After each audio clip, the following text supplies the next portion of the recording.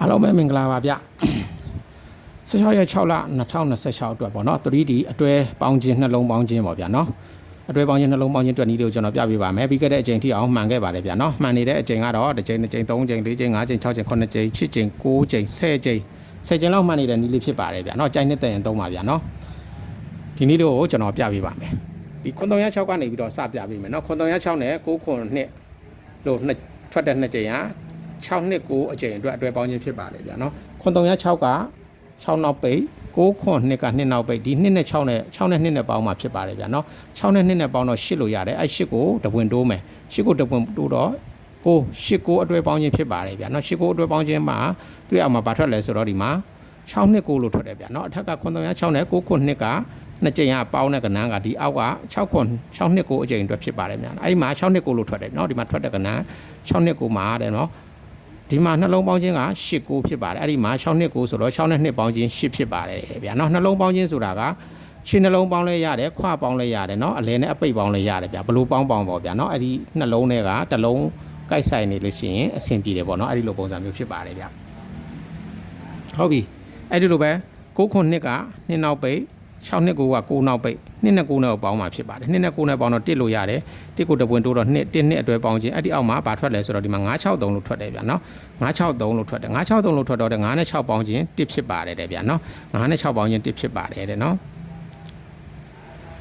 အဲ့ဒီမှာ6နှစ်9က9နောက်ပိတ်963က3နောက်ပိတ်9နဲ့3နဲ့ပေါင်းမှာဖြစ်ပါတယ်9နဲ့3နဲ့ပေါင်းတော့2လို့ရတယ်2ကိုတပွင့်တိုးတော့3 2 3အတွဲပေါင်းခြင်းဖြစ်ပါတယ်အဲ့ဒီမှာဘာထွက်သွားလဲဆိုတော့သူရအောင်မှာ866လို့ထွက်တယ်ဗျာနော်866လို့ထွက်တော့ဒီမှာဆိုလို့ရှိရင်6နဲ့6ပေါင်းခြင်း2ဖြစ်ပါတယ်ဗျာနော်6နဲ့6ပေါင်းခြင်း2ဖြစ်ပါတယ်သူရဲ့အောက်မှာဆိုလို့ရှိရင်963က3နောက်ပိတ်866က6နောက်ပိတ်3နဲ့6နဲ့ပေါင်းမယ်3နဲ့6နဲ့ပေါင်းတော့9လို့ရတယ်9ကိုတပွင့်တိုးတော့3ည9 3ညတွဲပေါင်းခြင်းအဲ့ဒီသူရဲ့အောက်မှာဘာထွက်လဲဆိုတော့3ည3ည9လို့ထွက်တယ်3ည3ည9လို့ထွက်တော့တဲ့အဲ့ဒီမှာဆိုလို့ရှိရင်ဒီမှာနောက်နှလုံးပေါင်းခြင်း9လည်းဟုတ်တယ်ခွပေါင်းခြင်း9လည်းဟုတ်တယ်เนาะဒီမှာရှင်းနှလုံးပေါင်းခြင်းပေါ့เนาะရှင်းနှလုံးပေါင်းခြင်းလည်း3ညဟုတ်တယ်ဗျာเนาะဒီမှာဆိုလို့ရှိရင်ပေါင်းခြင်းနှစ်ခုလုံးကိုကြိုက်သွားပါတယ်ဗျာเนาะဟုတ်ပြီအဲ့ဒီလိုပဲ866က6နောက်ပိတ်3ည3ည9က9နောက်ပိတ်6နဲ့9နဲ့ပေါင်းမယ်6နဲ့9နဲ့ပေါင်းတော့9လို့ရတယ်9ကိုတပွင့်တိုးမယ်6 5 6အတွဲပေါင်းခြင်းအဲ့ဒီအောက်မှာသူ့ရဲ့အောက်မှာဘာထွက်သွားလဲဆိုတော့9 1 4လို့ထွက်တယ်ဗျာเนาะ9 1 4လို့ထွက်တယ်9 1 4လို့ထွက်တော့ဒီမှာ1နဲ့4နဲ့ပေါင်းခြင်းကဒီမှာ1နဲ့4နဲ့ပေါင်းခြင်းကဒီမှာ9ဖြစ်ပါတယ်ဗျာเนาะအဲ့ဒီလိုပဲ3ည3ည9က9နောက်ပိတ်9 1 4က4နောက်ပိတ်9နဲ့4နဲ့ပေါင်းမယ်9နဲ့4နဲ့ပေါင်းတော့3လို့ရတယ်3တပွင့်တိုးမယ်3တပွင့်တိုးတော့4 3 4အတွဲပေါင်းခြင်း3 4အတွဲပေါင်းခြင်းရဲ့သူ့ရဲ့အောက်မှာ9 1 4အောက်မှာဘာထွက်သွားလဲဆိုတော့เนาะ6 1 2လို့ထွက်တယ်ဗျာเนาะ6 1 2လို့ထွက်တယ်6 1 2လို့ထွက်တော့တဲ့ဒီမှာဆိုလို့ရှိရင်ဒီမှာ1နဲ့2ပေါင်းခြင်းဒီမှာ3ဖြစ်ပါတယ်ဗျာเนาะ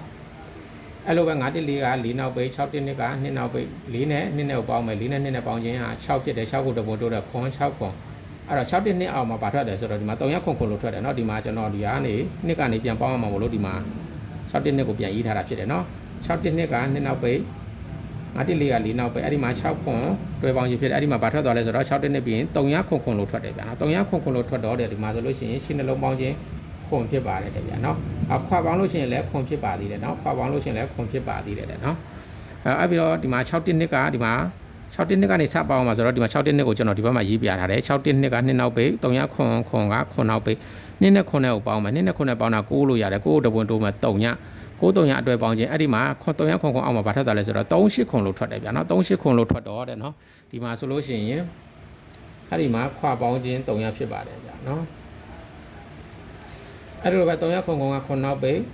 3 8ခွန်ကခွန်နောက်ပိတ်အဲ့ဒီခွန်နဲ့ခွန်နဲ့ကိုပေါင်းမှာဖြစ်ပါတယ်ခွန်နဲ့ခွန်နဲ့ပေါင်းတော့ဒီမှာ4လို့ရမယ်4ကိုတပွင့်တိုးတော့9 4 5အတွဲပေါင်းခြင်းပြီးခဲ့တဲ့အချိန်ကကျွန်တော်ပြပေးခဲ့တယ်เนาะအရင် channel မှာပြပေးခဲ့တယ်4 5အတွဲပေါင်းခြင်းအဲ့ဒီမှာဘာထွက်သွားလဲဆိုတော့ဒီမှာခွန်ခွန်300လို့ထွက်တယ်ဗျာเนาะခွန်ခွန်300လို့ထွက်တယ်တဲ့ခွန်ခွန်300လို့ထွက်တော့ဒီမှာခွန်နှလုံးပေါင်းခြင်း4ဖြစ်ပါတယ်ဗျာเนาะအဲ့တော့အခုချိန်က3 8ခွန်ကခွန်နောက်ပိတ်300ခွန်300က300နောက်ပိတ်ခွန်နဲ့300နဲ့ပေါင်းတော့ခွန်လို့ရပါတယ်ဗျာเนาะခွန်ကိုတပွင့်တိုးမယ်ခွန်ကိုတပွင့်တိုးတော့8အခုချိန်မှာဆိုလို့ရှိရင်တွဲပေါင်းခြင်းခွန်8ဖြစ်ပါတယ်ဗျာเนาะ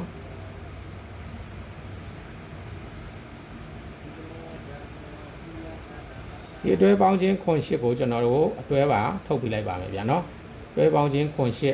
တွဲပေါင်းခြင်းခွန်8ကိုကျွန်တော်တို့အတွဲထုတ်မယ်ဆိုလို့ရှိရင်တဲ့เนาะ3ည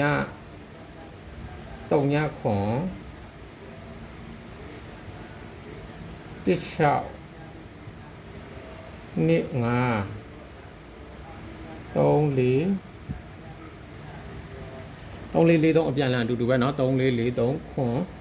8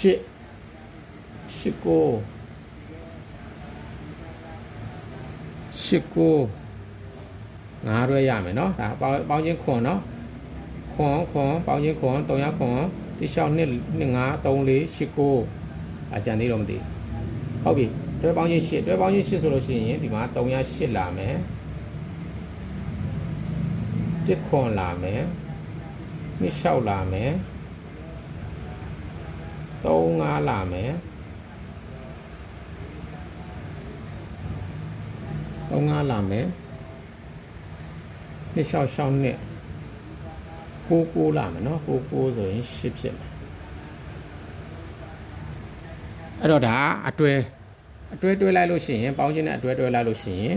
ဒီလိုရပါတယ်ဗျာเนาะပြီးခဲ့တဲ့ချိန်က4 5ပေါင်းချင်း4 5ပေါင်းချင်းမှာဆိုရင်ခွန်ကျွန်တော်ကြံအောင်ကြံခဲ့တယ်เนาะခွန်ကြံခဲ့လို့နောက်ဆုံးမှထပ်ရေးလိုက်ရပါတယ်ဗျာเนาะခွန်အတွဲတကယ်ကြံနေတဲ့အတွဲကနေပြီးတော့ထွက်သွားတာဖြစ်ပါတယ်ဗျာเนาะတွဲပေါင်းချင်းခွန်3ရခွန်လည်းပါမယ်เนาะ3ရခွန်တွဲပါမယ်เนาะ3ရတွဲပေါင်းချင်း4 5ဆိုတော့ဗျာเนาะခွန်ပေါင်းချင်း4ဖြစ်တယ်เนาะဒီမှာဆိုလို့ရှိရင်တွဲပေါင်းချင်းကခွန်8ဖြစ်ပါတယ်ခွန်8ဆိုတော့ဒီမှာ3ရခွန်1 6 2 4